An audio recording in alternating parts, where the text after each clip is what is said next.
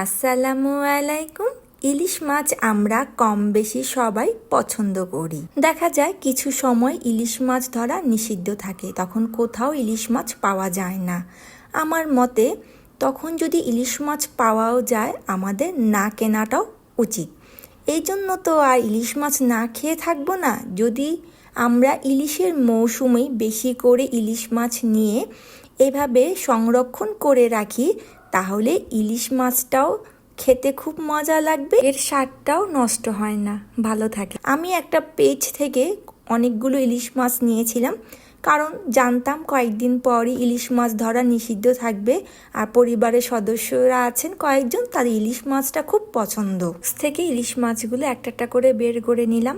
এরপর একটা প্লেটের মধ্যে রেখে টিস্যু দিয়ে মাছটা ভালোভাবে মুছে নিব, যেন কোনো পানি না থাকে। এরপর একটা লেবু নিব, লেবুগুলো গোল গোল করে কেটে নিব। মাছের কানের নিচে লেবু গোল টুকরো একটা দিয়ে দিব, আরেক পাশে আরেকটা দিব। ভিডিওতে আমি দেখিয়ে দিচ্ছি কিভাবে আমি দিচ্ছি।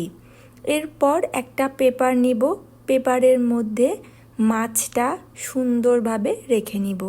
রাখার আগে ভালোভাবে খেয়াল করতে হবে মাছের মধ্যে কোনো পানি আছে কি না, থাকলে আবার মুছে নিতে হবে। পেপারের মধ্যে মাছ রেখে এর উপরে 2 টুকরো আবার লেবু টুকরো দিয়ে পেপার দিয়ে আমি যেভাবে মুড়িয়ে ইলিশ মাছটা পেঁচিয়ে নিচ্ছি, আপনারাও সেভাবে পেঁচিয়ে নেবেন।